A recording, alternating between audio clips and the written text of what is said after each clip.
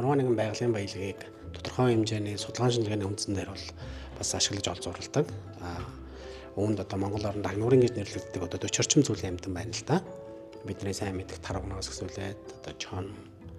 За эдгээрийн нэг нь бол одоо янгэр байдаг. Гэхдээ янгэрыг бол яг яамны тусгай зөвшөөрлийн үндсэн дээр бол агнуулдаг байгаа. Энэ бол үндсэндээ спорт агнуурын чиглэлээр агнадаг.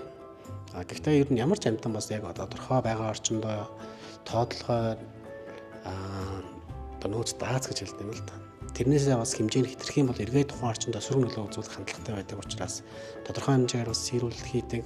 Нөгөө талаас улс орны эдийн засагт бас тодорхой хэмжээний хувь нэмэр оруулдаг учраас иймэрхүү агнууруудыг зохион байгуулдаг байна. Монгол улсын одоо өөрийн хууль тогтоомжоос гадна олон улсын гэрээ конвенцуудаар бол эдгээр амьтныг хамгаалж өгдөг байгаа.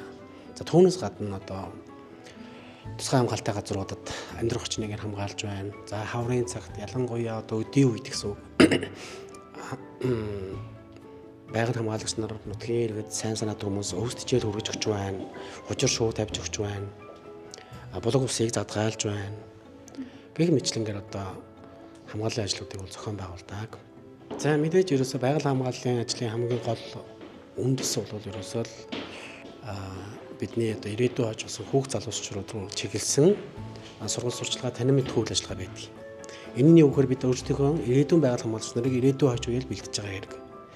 Өнөөдрийн бидний энэ амтны тоотлогоо буурж байгаа гэдэг юм уу амьдрах орчин хомсдож байгаа маш олон шалтгаанууд магадгүй 20 30 жилийн өмнөх бид нар тухайн хүүхдүүдэд хангалттай хэмжээний одоо үгтэй танин мэдэх үйл ажиллагааг явуулж чадаагүйгээс болоод магадгүй тэр нийгэм шилжсэн зах зээлд орсон ч гэдэг юм уу тийм.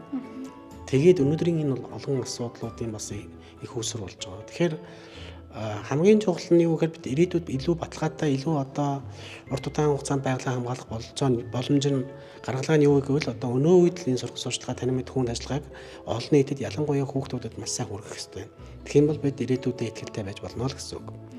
Тэгэхээр байгаль хамгааллын ажил гэдэг бол яг байгаль хамгаалагч цөөхөн хэдэн хүмүүсийн эсвэл яг тэр чиглэлээр одоо ажил хийж байгаа албан хаагч нарын ажил ерөөсөө биш байдаг. Энэ бүх нийтийн үйл хэрэг оролцоо байдаг. Ялангуяа энд одоо дунд сургуулийн сурагчид та нарын үүрэг оролцоож гэсэн маш их. Надаас олон хүүхдүүд асууж байдаг. Би одоо яг тэг хамгаалахын тулд юу хийж чадах вэ гэж. Магадгүй энэ Улаанбаатарт байгаа сургуулийн сурагчид тэр өндөр ууланд амьдарч байгаа амьтныг шууд утгаар нь хамгаалалт нь оролцож чадахгүй байж магадгүй. Гэхдээ нэг л өдөр та нар мэрэгжил боловсрол эзэмшин ирээдүйд энэ улсын тодорхой ямар нэгэн одоо ажил албан үүргийг гүйцэтгээд явах болно. Тэр үед та нар одоо энэ авж байгаа мэдээлэл сургууль сурчлагын танин мэдэх хүн энэ юм чинь тэр үеийн та нарын тэр яг мэрэгжил дээр тэр хийж байгаа ажлаа хийж явах үед тэр чинь байгаль орчинд халахгүй байх, байгальтай ээлтэй байх тэр шийдвэрүүдийг та нар тэр үед яг гаргах байхгүй юу. Тэгэхээр ирээдүйд та нарын гаргах одоо зөв зөвтэй шийдвэрүүдийн төлөө өнөөдөр та нарт энэ сургууль сурчлагыг хийж байгаа л гэсэн үг. Тэгэхээр өнөөдөр би гар бие оролцож чадахгүй нэгтээ ерөөсөө ч харамсах хэрэггүй. Яг тэгэхээр та нарын цаг үе нэг л өдөр ирнэ. Тэр үед та энэ зөв талтай л зогсох хэрэгтэй гэсэн үг. За бидрийг яг хийх зүйлд нь уриалж хэлэх үг байгаа л танд. Ер нь сая хэлсэнчлэн байгаль хамгаална гэдэг бол нэг цөөн хэдэн хүний ажил биш байт юм шүү. Энэ бол энэ оронд төрсэн энэ дэлхийд амьдарч байгаа хүн болгоны одоо эргэн хүний жомд үүрэг нөгөө талаар одоо байгаль хамгаалах ажил хийж байгаа гэдэг маань эргэн бүрийн бахархалтай бас нэг тийм үүрэг шүү гэдгийг хэлээ. Тэгээд хүн болгоны хүчлэн тусалцаа хэрэгтэй шүү. Өөрсдөө мэдээж битгий голоорой бас тэгээд Монголынхон байгалаар сайхан аялаараа тэр ховор амьтдаа сайхан очиж үзэж хараарай, бахархаарай, бусдаа сурчлаарай.